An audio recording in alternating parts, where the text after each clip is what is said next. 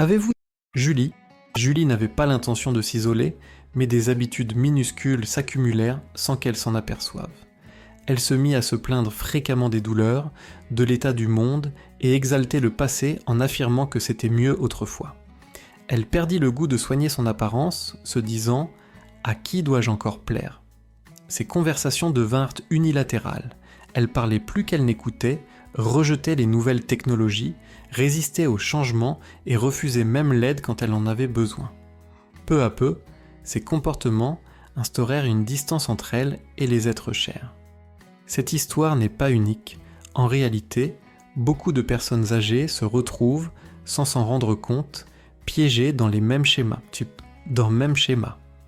Des habitudes qui rendent le vieillissement plus solitaire, plus difficile et plus frustrant. La bonne nouvelle, c'est qu'il n'est jamais trop tard pour changer. Identifier ces comportements constitue la première étape pour entretenir des relations solides, rester socialement actif et mener une existence plus épanouie. Découvrons donc ces aspects désagréables dont personne ne parle et surtout comment les éviter. Car le 7e point surprend tout le monde et la plupart du temps, il est déjà trop tard quand on s'en rend compte. Avant de commencer, si cette vidéo vous apporte quelque chose, prenez un instant pour aimer et vous abonner à la chaîne. Votre soutien permet de partager des conseils qui changent la vie à des gens comme vous. Passons maintenant au premier point. Le tout premier est de devenir trop négatif ou critique. Julie ne se percevait pas comme quelqu'un de négatif, elle pensait simplement être réaliste. Pourtant, avec les années, elle se surprit à se plaindre de plus en plus. Elle se réveillait parfois avec une douleur au genou et se lamentait sur la vieillesse. En regardant les informations, elle soupirait, déçue par l'état du monde. Lorsqu'elle parlait avec ses proches plus jeunes, elle levait les yeux au ciel face à leur choix en disant « De mon temps, on avait plus de respect ». Au début, elle ne remarqua pas ce changement, mais peu à peu, ses conversations se firent toutes plus courtes. Ses amis évitaient les discussions profondes avec elle, esquivant les sujets qui provoquaient un bon ses plaintes, même ses petits-enfants, qui jadis adoraient passer du temps avec elle. Julie a commencé à trouver des excuses pour ne pas rendre visite, alors qu'elle ne se rendait pas compte que la négativité, même quand elle semble justifiée, épuise les gens. Personne ne souhaite quitter une discussion en se sentant encore plus mal qu'au début. La vérité, c'est qu'il est facile de tomber dans un cercle vicieux de critiques. Le monde évolue rapidement et pas toujours de manière confortable. Nos corps ne fonctionnent plus comme avant. Des tâches simples telles que faire les courses, conduire ou utiliser un smartphone deviennent parfois exaspérantes. Il est naturel de se défouler, mais quand la négativité devient une habitude, elle éloigne les autres. Alors comment inverser cette tendance ? Commencez les conversations par quelque chose de positif. Plutôt que de commencer par se plaindre, exprimez de la gratitude. Par exemple, dites « Je me suis réveillé de bonne humeur ce matin » ou « Le coucher de soleil hier soir était magnifique » ou encore « Je viens de lire un article intéressant ». L'énergie positive est contagieuse et attire ceux qui aiment être encouragés. Fixez-vous une limite pour les plaintes. Accordez-vous 2 minutes pour exprimer un mécontentement, puis orientez-vous vers quelque chose de constructif.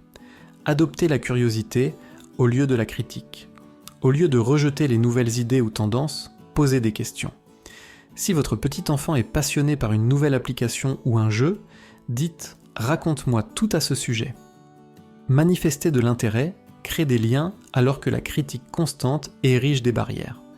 Julie ne réalisait pas à quel point sa négativité nuisait à ses relations avant de décider de changer. Lorsqu'elle a commencé à démarrer ses échanges par des propos positifs, les autres ont réagi différemment. Ils restaient plus longtemps, s'ouvraient davantage, et petit à petit, elle a ressenti la chaleur d'une vraie connexion. Réfléchissez à vos propres conversations. Attirent-elles les gens ou les éloignent-elles ? Dites-le nous dans les commentaires, quelle habitude avez-vous modifiée qui a amélioré vos relations ? Deuxième point, négliger son hygiène personnelle et son apparence. Julie adorait se mettre en valeur. Elle possédait une garde-robe remplie de blouses colorées, un parfum signature qu'elle ne quittait jamais et prenait toujours soin de coiffer ses cheveux parfaitement avant de sortir. Mais avec le temps, cela a changé. Au début, ce furent de petits détails. Elle a arrêté de se maquiller, a sauté ses rendez-vous chez le coiffeur et a préféré des vêtements amples, plus confortables. Puis elle s'est dit « à quoi bon ?» Elle ne cherchait plus à impressionner personne. Les jours passaient sans qu'elle ne change ses vêtements d'intérieur et elle évitait de se regarder dans le miroir. Elle se persuadait que cela n'avait pas d'importance, mais au fond, elle sentait un vide. Elle remarqua que le regard des autres y avait changé. Les inconnus qui louaient autrefois ses tenues joyeuses évitaient y à présent le contact visuel. Ses amis l'invitaient moins souvent. En regardant d'anciennes photos, elle peinait à reconnaître la femme pleine de vie qu'elle était. Julie ne comprenait pas que la manière dont on se montre influence la perception des autres et surtout la façon dont on se voit soi-même. Prendre soin de son apparence ne relève pas de la vanité, mais du respect de soi, de la confiance et de l'engagement avec le monde qui nous entoure. Comment inverser la tendance ? Habillez-vous chaque jour, même si tu ne vas nulle part, il n'est pas nécessaire que ce soit sophistiqué, simplement propre et bien ajusté. Porter des vêtements qui te plaisent peut instantanément améliorer ton humeur. Entretiens ta hygiène en prenant des douches régulièrement, en gardant les ongles coupés et sans négliger les petites habitudes de soins comme peigner tes cheveux ou hydrater ta peau. Ces gestes simples envoient à ton cerveau le message « je compte ». Choisis des couleurs qui te donnent de la vitalité, des teintes éclatantes ou des tenues bien assorties qui peuvent renforcer ton moral et te faire sentir plus en harmonie. Ajoute un accessoire chargé de sens, une montre favorite, une jolie paire de boucles d'oreilles ou même un léger parfum qui rappelle un sentiment de joie et d'identité. Quand Julie a commencé à faire de petits efforts en se coiffant, en portant son chemisier préféré et en mettant un peu de rouge à lèvres, elle a perçu un changement immédiat. En entrant dans une pièce, les gens lui souriaient, de nouveau. Elle se sentait plus légère, plus sûre d'elle et surtout, elle retrouvait son propre reflet. Ton apparence reflète ta manière de te sentir à l'intérieur en prenant soin de toi. Tu montres au monde et à toi-même que tu es toujours pleinement vivant et engagé. Quelle est une petite chose que tu fais chaque jour pour te sentir au mieux ? Partage-le dans les commentaires, nous aimerions beaucoup découvrir tes astuces.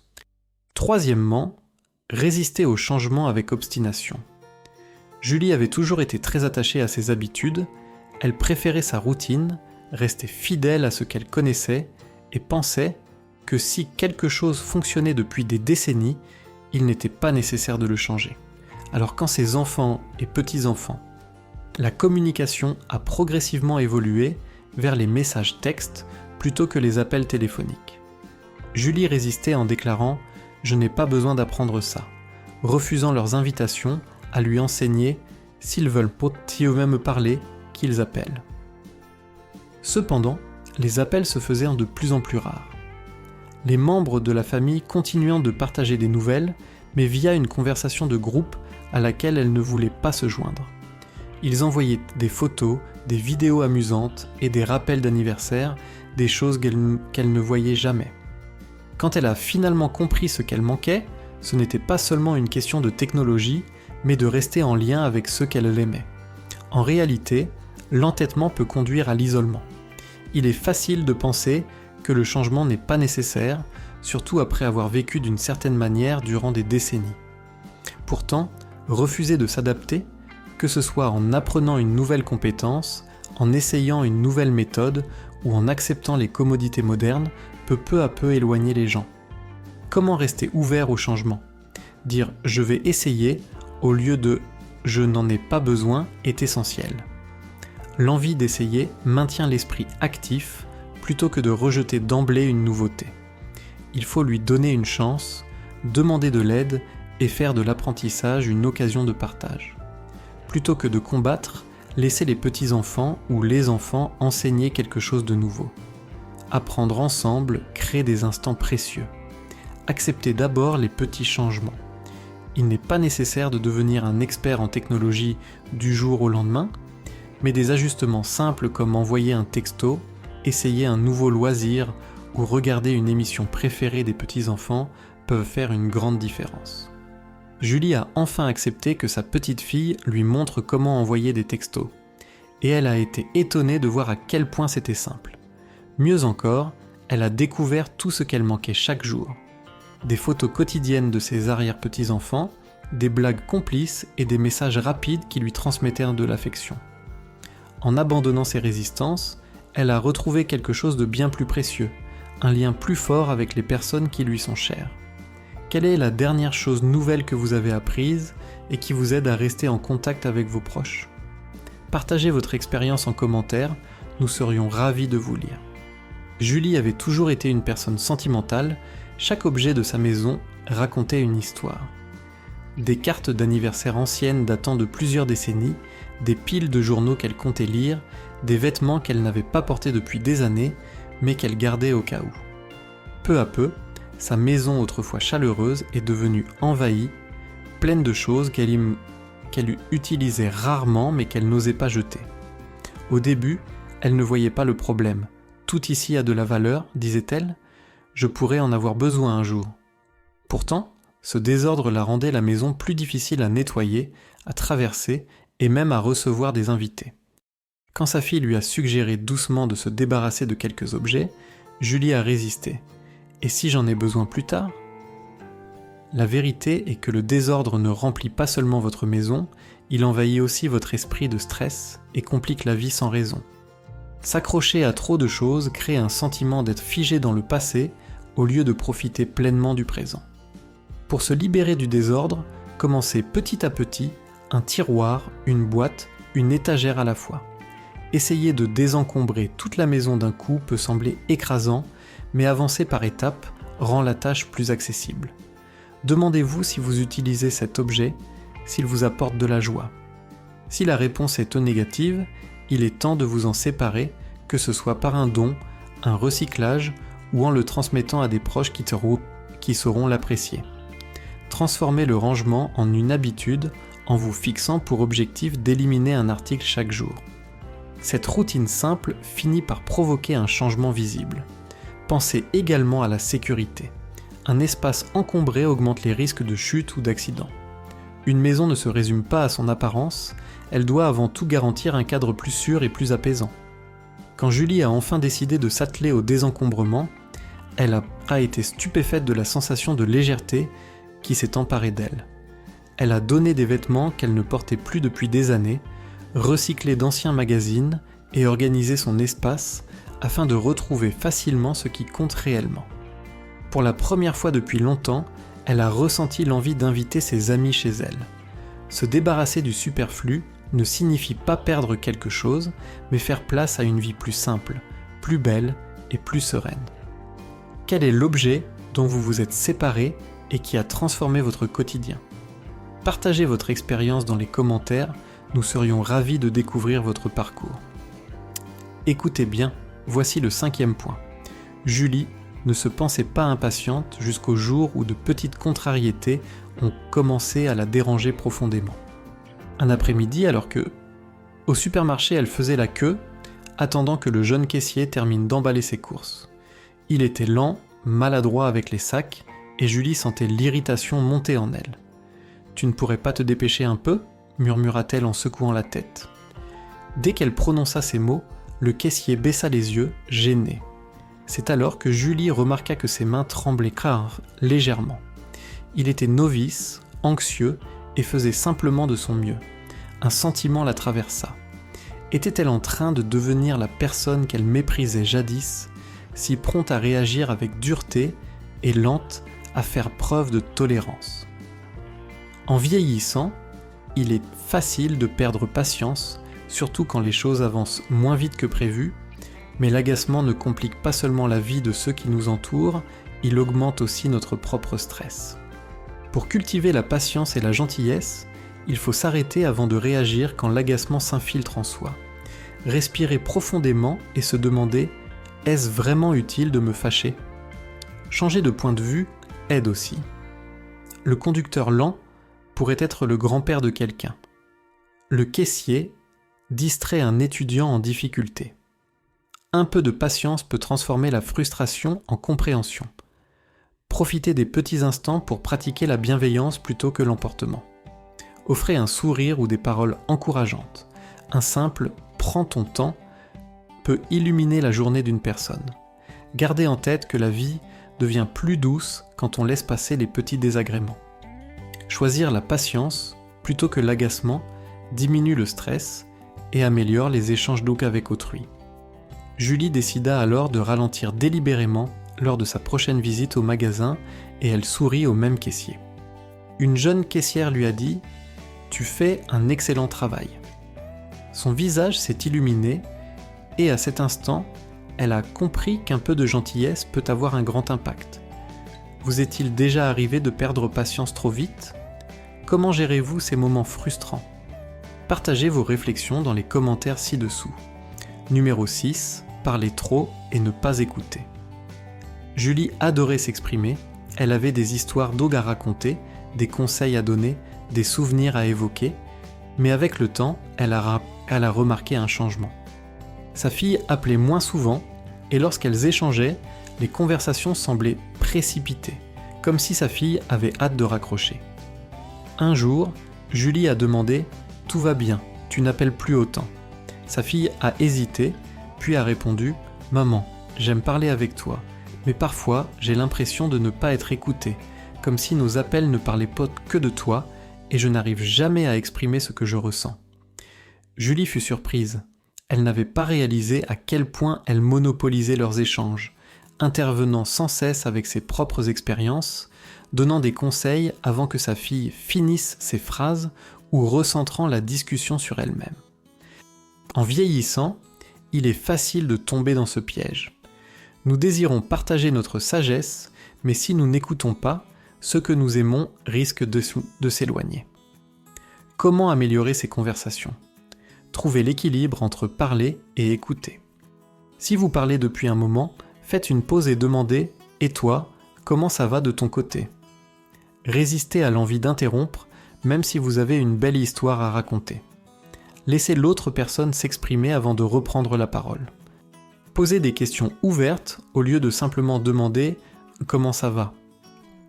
Essayez plutôt « Qu'est-ce qui t'a enthousiasmé cette semaine ?» Cela encourage une vraie discussion.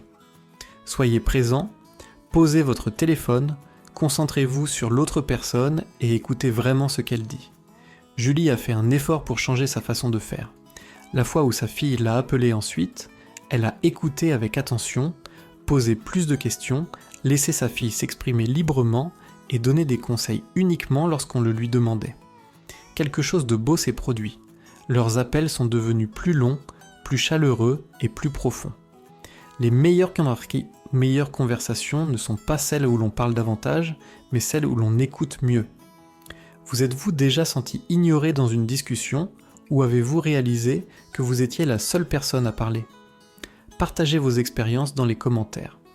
Au lieu de demander de l'aide, Julie avait tendance à repousser les gens. Elle était fière de son indépendance. Pendant des décennies, elle avait pris soin des autres, élevé ses enfants, géré son foyer et même aidé ses voisins en cas de besoin. Pourtant, avec les années, les tâches simples devenaient plus difficiles. Un après-midi, elle a eu du mal à soulever un sac de courses lourd de sa voiture. Un jeune homme gentil qui passait par là a remarqué et a proposé « Tu veux un coup de main ?» Julie a forcé un sourire et a secoué la tête en disant « Non merci, je gère ». Mais elle ne le pouvait pas. En traînant le sac à l'intérieur, son dos la faisait souffrir et la frustration grandissait en elle. Elle se sentait épuisée, non seulement par l'effort physique, mais aussi par cette solitude qui l'envahissait. Elle avait repoussé quelqu'un qui voulait l'aider. Cette nuit-là, Julie, qui voulait simplement apporter son aide, comprit une vérité douloureuse. Refuser de recevoir du soutien ne la rendait pas plus forte, au contraire, cela l'éloignait des autres. Demander de l'aide est en réalité un signe de courage et non de faiblesse. Ce geste ne signifie pas que vous êtes un poids, mais plutôt que vous acceptez que d'autres prennent soin de vous. Les gens désirent t'aider, mais si vous refusez constamment, ils finiront par cesser de proposer. Accepter un coup de main crée des liens, cela engendre un moment de chaleur humaine et un partage sincère. Cela facilite la vie non seulement sur le plan physique, mais aussi émotionnellement. Vous n'êtes pas obligé de tout affronter seul, cela permet aussi à autrui de se sentir utile. Imaginez que personne n'ait jamais besoin de votre aide, ne vous sentiriez-vous pas inutile ? Offrir à quelqu'un la chance de vous assister est un cadeau précieux. Pour changer cette habitude, la prochaine fois que quelqu'un vous offre son aide, essayez de répondre « oui ». Cela me ferait vraiment plaisir, merci. Si vous avez besoin d'un coup de main, demandez directement « Pourriez-vous m'aider avec ceci, s'il vous plaît ?» Rappelez-vous qu'accepter la bonté des autres renforce les liens et ne les affaiblit pas. La fois suivante où Julie se rendit au magasin, elle retrouva le même jeune homme et lui adressa un sourire en disant « Aujourd'hui, j'aurais bien besoin d'un petit coup de main. » Son visage s'éclaira, tandis qu'il saisissait son sac et dans ce simple échange, Julie ressentit une sensation qu'elle n'avait pas connue depuis longtemps. La connexion. Avez-vous du mal à demander de l'aide ou avez-vous déjà éprouvé la joie d'en offrir ? Parlons-en dans les commentaires. Un autre point important est d'éviter d'être trop radin pour profiter pleinement de la vie. Julie avait toujours été prudente avec. Elle économisait chaque centime, utilisait des coupons, renonçait aux vacances et hésitait à faire le moindre achat non indispensable. Bien qu'elle ait une somme confortable de côté, elle s'inquiétait sans cesse. Et si j'avais besoin de cet argent plus tard ? Et si un imprévu survenait ? Un jour, sa meilleure amie Linda lui proposa un voyage d'un week-end à la campagne. Ce sera amusant, Julie. Nous découvrirons de nouveaux endroits, goûterons de bons plats et nous détendrons simplement. Son premier réflexe fut de refuser. Dépenser de l'argent pour des voyages ou des restaurants ? Elle trouvait facilement une douzaine de raisons pour dire non. Pourtant, au fond d'elle-même, elle se demandait « Quand est-ce que je me suis réellement fait plaisir la dernière fois ?» Julie avait passé des années à économiser en espérant un jour pouvoir en profiter. Mais si ce jour n'arrivait jamais, l'importance de savourer son argent. Être responsable financièrement est essentiel, mais la vie ne se résume pas à économiser, elle consiste à vivre pleinement. Les expériences apportent plus de bonheur que les biens matériels. Les études montrent que dépenser pour des voyages, des sorties ou des loisirs crée une joie durable, tandis que les objets perdent vite leur intérêt. Tu as travaillé dur pour en arriver là où tu es. Profite de ta vie. L'argent sert à soutenir ton bonheur et non à rester endormi sur un compte bancaire. La sécurité est importante, bien sûr, mais l'épanouissement l'est tout autant. Trouver un équilibre entre économie et plaisir est la clé. Comment changer ses habitudes ? Permettez-toi de dépenser pour des choses qui te rendent heureux, que ce soit un bon dîner, un loisir ou une escapade brève. Accorde-toi ces instants précieux. Mets en place un fonds dédié au plaisir. Réserve une partie de tes économies uniquement pour les moments d'expérience et de joie. Demande-toi régulièrement quel plaisir tu pourrais t'offrir aujourd'hui. Si ce n'est pas maintenant, alors quand la vie n'attend pas, Julie a enfin accepté ce voyage du week-end. Elle a ri davantage durant ces 48 heures que pendant plusieurs mois entiers. En admirant le coucher du soleil avec son amie la plus proche, elle a compris. Voilà ce pourquoi elle avait tout gardé en réserve depuis si longtemps. Quelle expérience repousses-tu à cause d'un manque d'argent ? Partage ton avis dans les commentaires. Numéro 9. Parler avec condescendance aux plus jeunes. Julie adorait son petit-fils Ethan et attendait ses visites avec impatience. Mais dernièrement, elle semblait plus brève et maladroite. Autrefois, il lui racontait l'école et ses jeux vidéo préférés, mais désormais leurs échanges devenaient tendus. Un jour, Ethan évoqua une application nouvelle qui le passionnait. Julie soupira et secoua la tête. De mon temps, nous n'avions pas besoin de toute cette technologie. Les enfants jouaient dehors plutôt que de rester rivés aux écrans. Ethan resta silencieux, consulta son téléphone puis marmonna « Je devrais partir, je pense ». Lorsque la porte se referma derrière lui, Julie ressentit une vive douleur au cœur. Elle ne voulait pas le repousser, elle désirait simplement lui montrer à quel point les choses étaient différentes lorsqu'elle était jeune.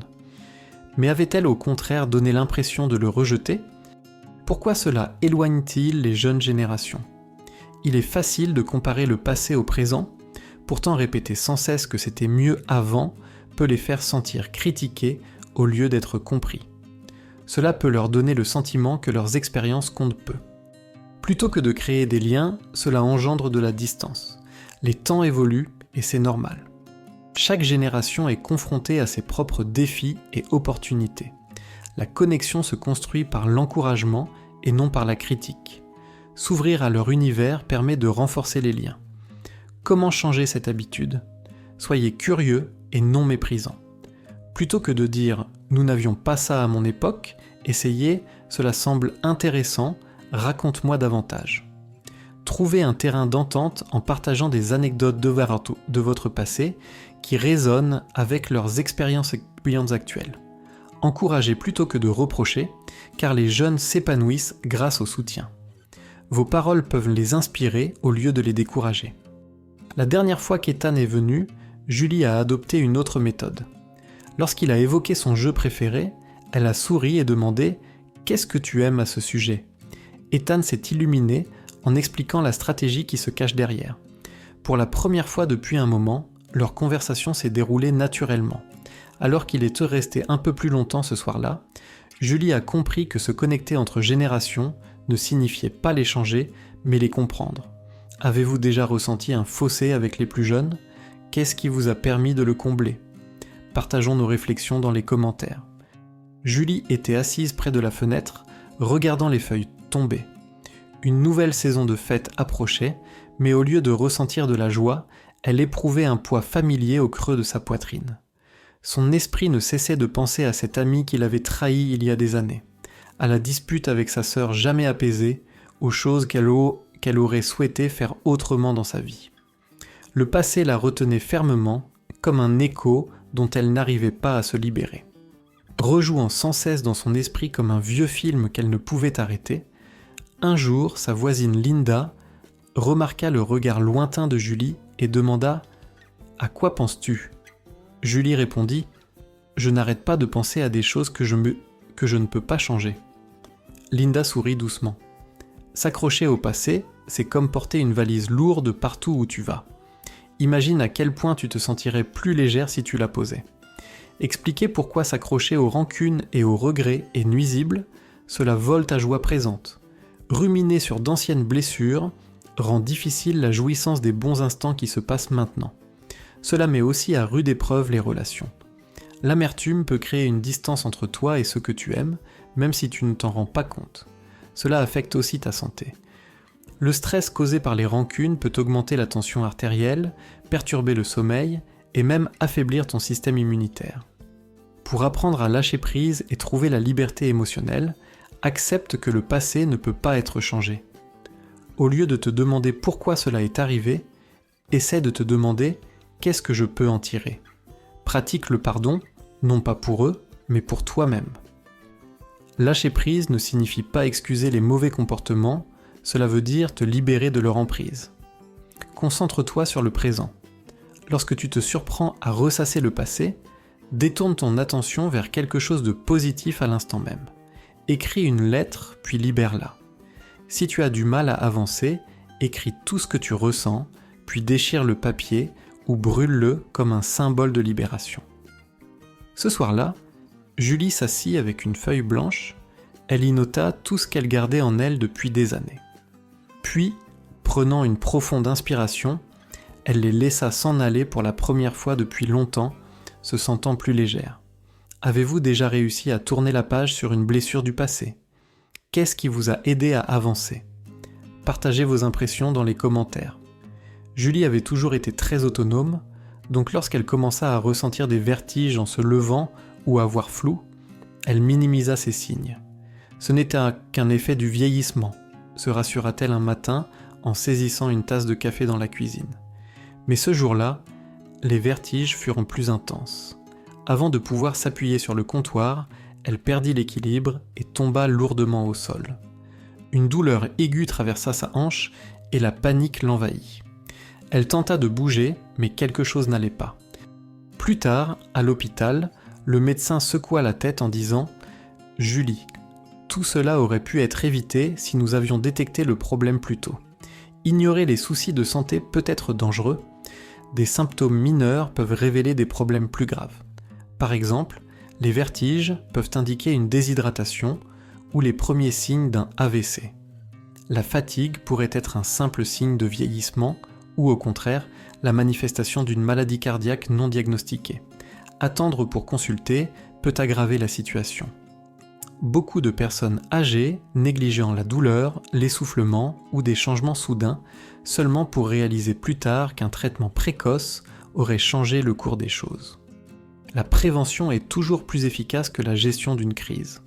Parfois, un simple ajustement de l'alimentation, des médicaments ou du mode de vie suffit à éviter des problèmes majeurs. Pour rester en forme, il faut écouter son corps. Ne jamais ignorer un symptôme sous prétexte qu'il semble mineur. Si une sensation anormale survient, il est essentiel de la prendre au sérieux et d'agir rapidement. Vérifier son emploi du temps et effectuer des visites de contrôle régulières, même si l'on se sent en bonne santé, est essentiel. Ces rendez-vous de routine permettent de détecter des problèmes cachés avant qu'ils ne deviennent graves. Il ne faut jamais minimiser de nouveaux symptômes comme des étourdissements soudains, des douleurs thoraciques, des pertes de mémoire ou une perte de poids. Il est important de rester vigilant, d'adopter une alimentation équilibrée, de faire de l'exercice régulièrement et de privilégier un sommeil réparateur car nos habitudes quotidiennes influencent notre santé à long terme. Après sa chute, Julie s'est fait une promesse, ne plus jamais ignorer les signes avant-coureurs. Elle a pris rendez-vous chez le médecin, a commencé à boire davantage d'eau et s'est inscrite à un cours d'équilibre au centre communautaire. Elle a compris que rester autonome ne signifiait pas rejeter l'aide, mais bien prendre en main sa santé avant que les choses ne s'aggravent. Avez-vous déjà ignoré un problème de santé qui est devenu sérieux par la suite ? Qu'est-ce qui vous a aidé à agir ? Partageons nos expériences dans les commentaires. Julie était assise dans son salon paisible en feuilletant de vieux albums photos. Elle retrouvait des clichés d'elle-même d'autrefois souriante avec ses amis, jouant avec ses petits-enfants et dansant lors de réunions familiales. Mais quand avait-elle ri ainsi pour la dernière fois ? Sa vie était devenue une routine. Se lever, faire les tâches ménagères, regarder les informations, se coucher. À un moment donné, elle avait cessé de rechercher le bonheur. Un soir, sa voisine Linda l'a invitée à une soirée cinéma. Julie a accepté à contre-cœur. Elles ont regardé une vieille comédie qu'elle n'avait pas vue depuis des années. Rapidement, elle a commencé à rire, vraiment rire. Ce rire qui fait mal au ventre et rassemble des larmes de joie. Pour la première fois depuis longtemps, elle se sentit plus légère, comme si le rire et le plaisir avaient libéré un poids. En vieillissant, le rire devient essentiel. Il réduit le stress en diminuant le taux de cortisol, ce qui améliore l'humeur et la santé globale. De plus, il renforce les liens entre les gens. On est naturellement attiré par ceux qui apportent de la joie. Le rire crée des relations plus profondes et nous garde jeunes à l'intérieur comme à l'extérieur. Sourire et rire stimulent la circulation, renforcent le système immunitaire et peuvent même favoriser la mémoire. Pour inviter davantage de bonheur dans votre vie, prenez le temps de vous amuser. Regardez une comédie, jouez à des jeux ou essayez quelque chose de nouveau. Entourez-vous de personnes qui vous font rire et recherchez des compagnons positifs et encourageants. Trouvez de l'humour dans le quotidien et ne prenez pas tout trop au sérieux. Parfois, une petite erreur ou un incident n'est qu'une histoire drôle qui attend d'être racontée. Retrouver ce qui vous rendait heureux est important. Aimez-vous danser, chanter ou raconter des blagues. Réintroduisez ces plaisirs dans votre quotidien. Julie quitta la maison de Linda ce soir-là, en se sentant libérée, comme si un poids énorme avait disparu. Elle comprit que la joie n'était pas quelque chose qui arrivait par hasard, mais une décision à prendre. Le lendemain matin, au lieu d'allumer les actualités, elle mit sa musique préférée et dansa dans sa cuisine.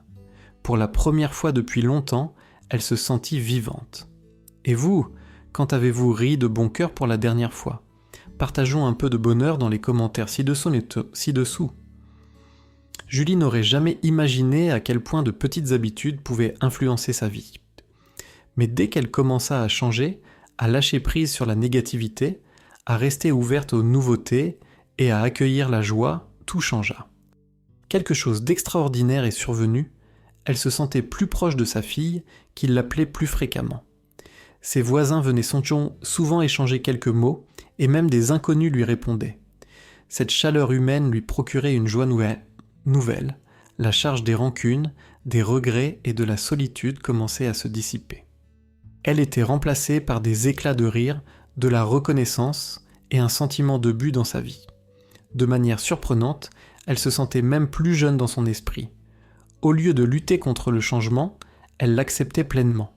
Elle ne s'attardait pas sur le passé, mais concentrait son énergie sur ce qu'elle pouvait maîtriser. C'est maintenant votre moment pour réfléchir et agir. Parmi ces habitudes, lesquelles retrouvez-vous en vous ou chez quelqu'un que vous connaissez ? Quelle est la petite modification que vous pouvez adopter dès aujourd'hui ? Vieillir est inévitable, mais la manière dont nous avançons dans le temps dépend entièrement de nous. Si cette vidéo vous a touché, n'hésitez pas à cliquer sur le bouton j'aime et à la partager avec quelqu'un qui a besoin d'entendre ces paroles.